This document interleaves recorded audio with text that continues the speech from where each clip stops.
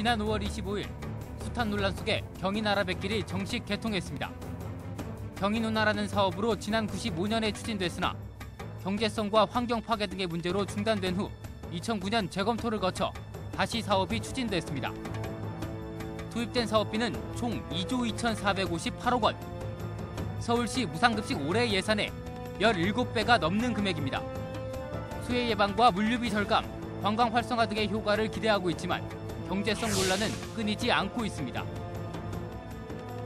경인 아라뱃길의 경제성 논란, PD리포트가 취재했습니다. 국내 최초의 인공운하 경인 아라뱃길.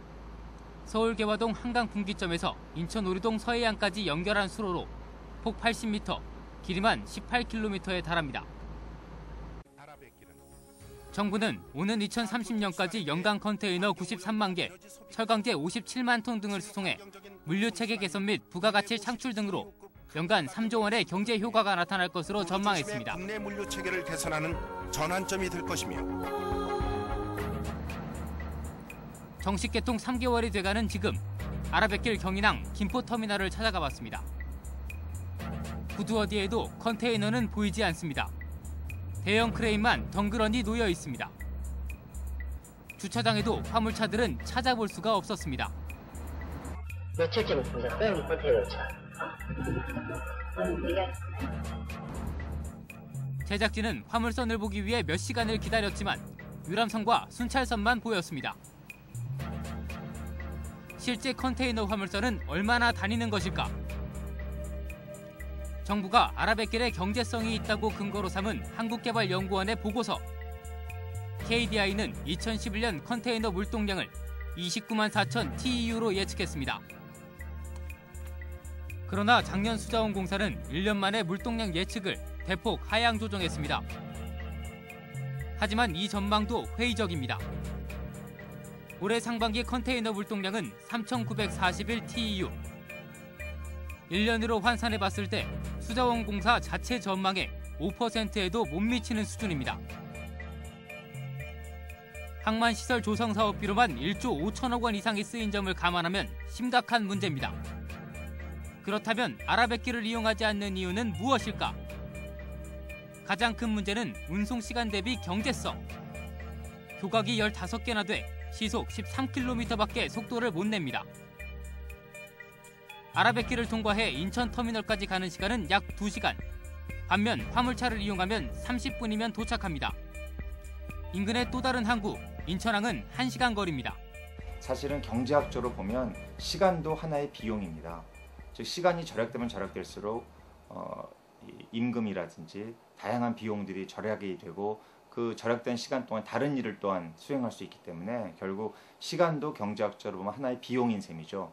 그렇기 때문에 전체 비용을 따지면 즉 컨테이너 하나를 어떤 일정한 거리를 운반하는 데 소요되는 단위 비용 플러스 그에 따른 시간의 차이, 이 모든 것들을 다 종합적으로 검토해서 비용으로 환산을 하면 운하라는 수단이 훨씬 더 많은 비용에 소요되는 그런 운송 수단이다.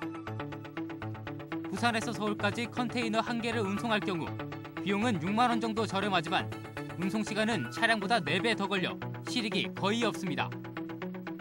한마디로 비용과 시간 대비 경제성이 없다는 것입니다. 아라뱃길 경제성의 두 번째 문제점, 바로 규모의 경제가 어렵다는 점. 많은 물동량을 한꺼번에 운반하면 비용을 많이 절감할 수 있다고 하지만 수심이 6.3m로 깊지 않아 대형 화물선은 운항이 어려워 화물 수송 효과를 놓고 논란이 이어지고 있습니다. 차라리 이쪽에서 이렇게 안 되는 거 여기 있던 거가 차가 와서 여기 있던 거니까. 데일리로 하면 좀 그렇고요. 주 단위로 지금 운항을 하고 있습니다.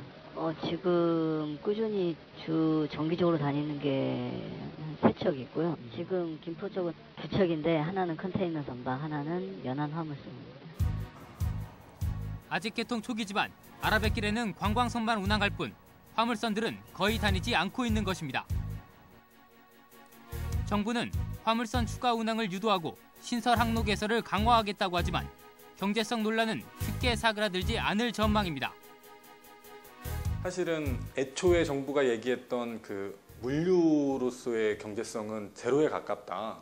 그렇기 때문에 그걸 좀 더 확대하거나 아니면 그 개선할 수 있는 방향을 찾는 건 불가능하기 때문에 인천터미널 같은 경우에는 그 인천항의 보조 역할을 부여를 해서 활용하는 방안을 찾아야 하고, 김포터미널 같은 경우에는 다른 식으로, 그러니까 처음부터 제로 베이스 상태에서 논의를 다시 해봐야 됩니다. 정부와 시민사회 전문가들이 다 모여서. 많은 우여곡절 끝에 개통된 경인 아라뱃길. 2조 2천억 원이 넘는 사업비를 들인 국내 최초의 물류 수송로가 뱃놀이하는 공간에 그치고 있습니다. PD 리포트입니다.